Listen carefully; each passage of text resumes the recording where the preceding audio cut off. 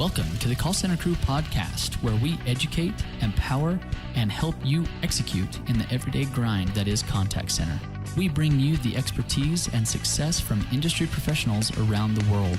Listen in or watch weekly every Wednesday at callcentercrew.com.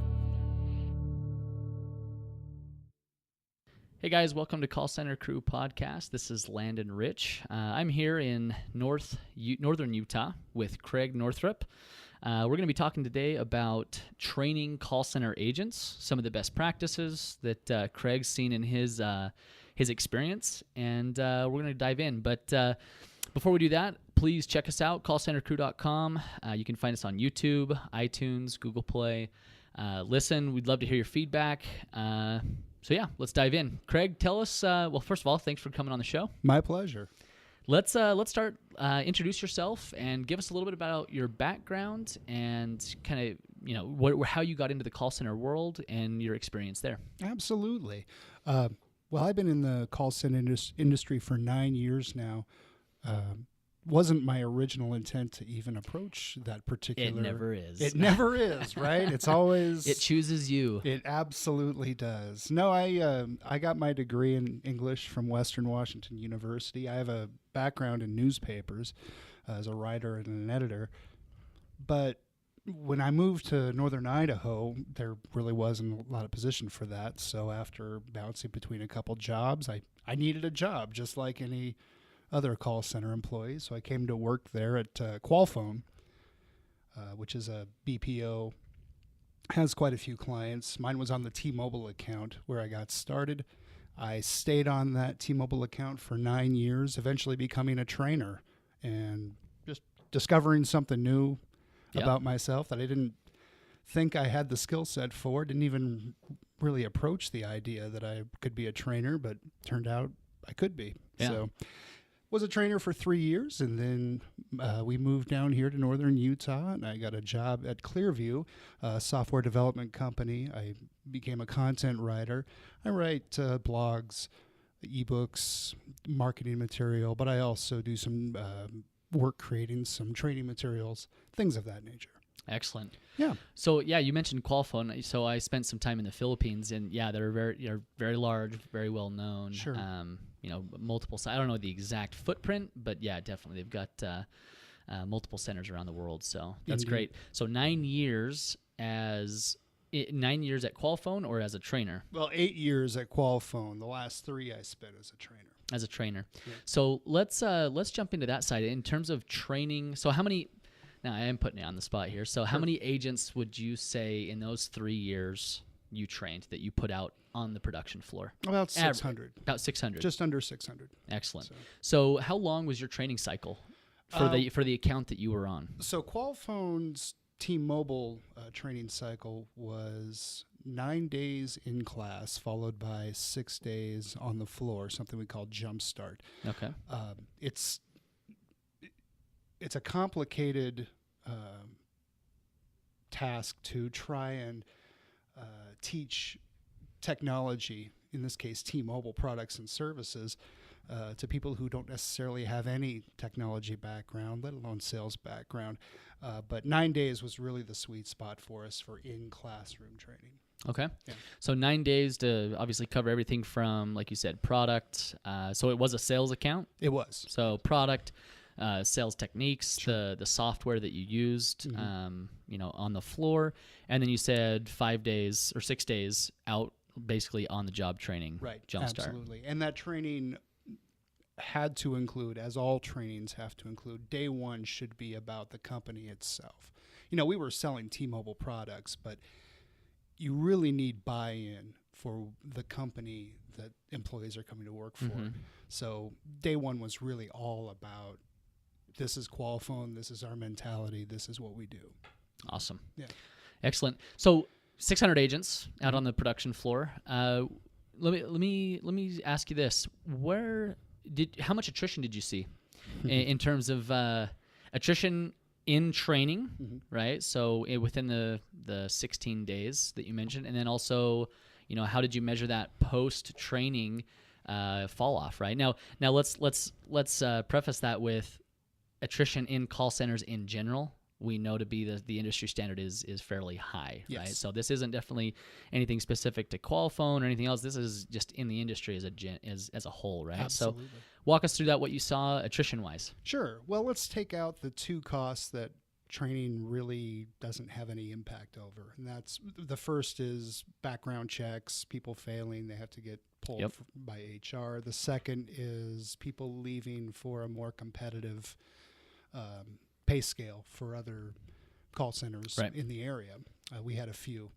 Taking those two out of the equation, I would say we lost, well, the company lost around 12 to 13%. You know, in a class of 15 to 20, you're always going to lose at least 2 or 3 for random reasons. The number one reason that people left was simply because they did not feel it was the right fit. Yeah. And we usually lost 3 to 4. But still, 12%. That's really good. Yeah, for I would. The industry. Yeah. Yeah, I would compared to what some call centers are experiencing. That 12% is really good. I mean, I've seen in my personal experience where the client says, "Hey, I need X amount of reps, and on this date." And we end up putting out 50% of what they want. Yeah. Right. And now that may be just worst case scenario, but I know that 12% definitely in the industry is very, very good. So that's great. Yeah. Thank you. It was, Qualphone has a great reputation of putting resources into training. And that's where, if you're going to lose agents in the process, not because of, competition or background, you're really going to lose them in the last 30% of the classroom experience. So it's really about pacing yourself and maintaining buy-in throughout the training process from day 1 to day 9. Excellent. No, that makes sense.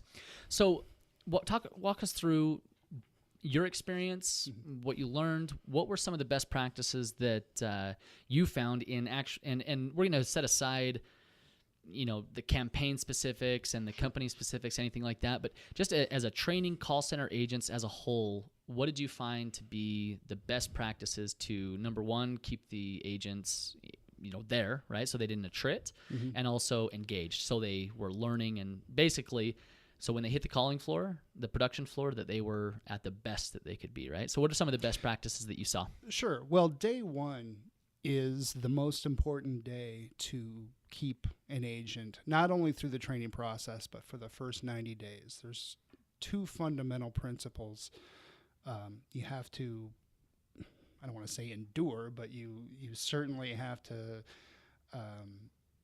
keep a constant vigil. One is set expectations. One of the mistakes I see in training classes of any size is trainers don't necessarily give expectations up front. This is what's going to happen today. We're going to do this, and then this, and then this. Right. This is what's going to happen on day 5 and day 7. So keeping the audience informed is absolutely rule number 1. Let me jump in there. Sure. What did you find to be able to keep them informed? But then, what was the class size typically that you guys, or that in your experience, what's the best ratio for trainer to agent? There isn't one. My class sizes were usually anywhere between 15 and 24, sometimes up to 26. But I've seen effective classes, interactive classes, up to 150. Wow. It really depends not on the size of the agents, but it really depends on the planning of the curriculum. If you come in with a very set plan that is not only flexible to the needs of the floor and the needs of the audience, but also makes a point to engage your audience, right, and assess your audience throughout the process, you could have a class of 150. I've seen very successful classes of 200 people. Wow. I've also seen horrible classes of just 3 or 4 agents. Right. It really depends on the curriculum and the trainer's ability to adapt So. Excellent. No, I think that's great. Anyways, so that's interesting. I think that's great for people to know, right? Sure. So back to the topic. Best practices. Sure. We started off. Number one is keeping them engaged, right? And right.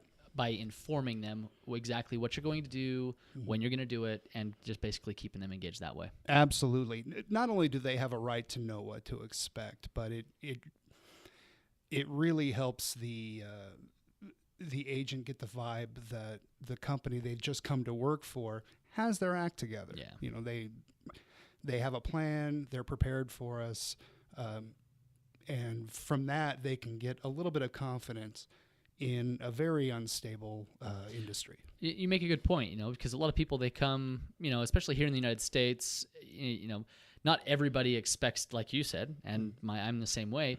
We don't expect to come and work at a call center. Sure. Right. And so you're right. It's very unsettling at times. And so that being prepared and, like you said, having the company have their act together builds confidence, builds trust in the agent and the company. So I think that's a very good start. That's good. That's a good number one. Absolutely. The second principle is it follows along one of the fundamentals of adult learning, which is collaboration. If you're just a teacher standing in front of students lecturing for 6 hours, you're going to have a 50% attrition rate. Yeah. That's just what that's going to be. But if you give the audience the impression that you're in this with them, they are not only going to buy into the company, but they're also going to buy into you. Yeah. The old adage goes, people don't leave companies, they leave their supervisors. And the same goes for trainers.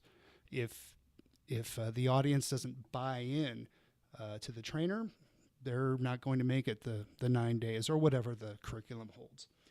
The best way that I've found to do that is, this actually goes, I know we didn't want to talk about sales, but this is actually a sales technique that I told people in every class when I was instructing them how to sell to their awesome. Customers. Yeah, let's hear it. And that's back in 2006. Ohio State University did a study.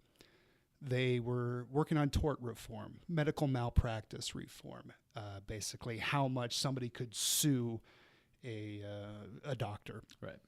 And they studied 3,300 cases. They talked to witnesses. They talked to defense attorneys. They talked to plaintiffs. They talked to judges. They talked to pretty much everybody involved in these 3,300 cases. One of the things they found, and this isn't going to sound surprising to anybody who's ever been in sales, of all of the doctors that were sued, 88% of the time, the doctor that was being sued was not necessarily the doctor that made a mistake in medical malpractice. The doctor that was sued was the doctor the patient liked less. So you could be the greatest doctor in the world. You could have gone to Harvard. You could have gone to Stanford Medical, been board certified. You sit on boards, but you have no bedside manner. You have no relationship with your house, basically, your Dr. House. You're getting sued way more than the guy that went to University of Guam online and, was hungover during medical school and accidentally dug out somebody's pancreas rather than the appendix. That doctor is getting sued way less than the doctor, the Harvard guy. Right. So day one, I make a point to make my audience laugh. I make a point to make my audience feel involved. Day one's really an interactive day about not only learning about the company, but learning about each other. Mm-hmm. Yeah. I've been involved in training classes before. I haven't actually myself been a trainer inside of a contact center, but the more and more I look at it, and besides obviously the recruiter, besides the maybe some HR people that they deal with when being hired, the trainer really is the first face that these guys see, right, that these agents see. And so I can definitely see why, if they have a very positive experience, they're more likely to stay, right? So absolutely.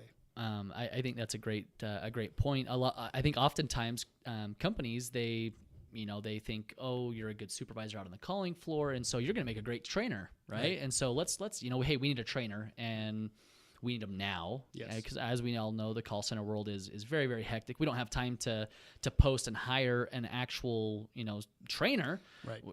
We need a training class of 50 that hits the floor in 2 weeks. Hey, Craig, go train, right? And so I think that's a good point that I think all companies need to take a little bit more time in who they choose to train. And even though they may not, to your point, to your example about the study, it may not be the first thing they look at that they deliver the content the best, or they're the most knowledgeable on the product, or that they, whatever it may be. It may be the person who, like you said, gets along with everybody, right? Can build those relationships with those agents that first day, Absolutely. Right? Because again, they'll learn the product and everything like that. Sure. But that relationship, I think that's key. Right, and that's good. The curriculum obviously deals with the product and whatever else needs to be put onto the floor in one capacity or another. But a student isn't going to take the time to learn more than what the curriculum gives, unless the trainer gives them a reason to. Right. Yeah. Yep. Great.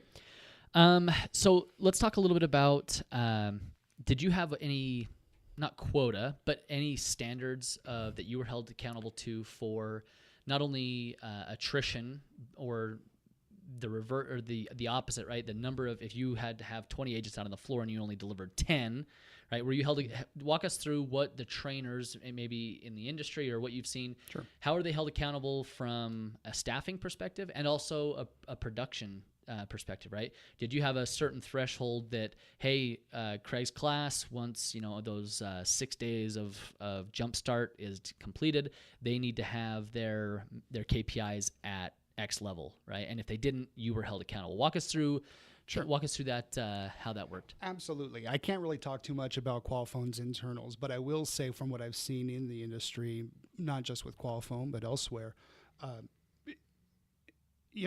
some point you have to be making the company some sort of a profit.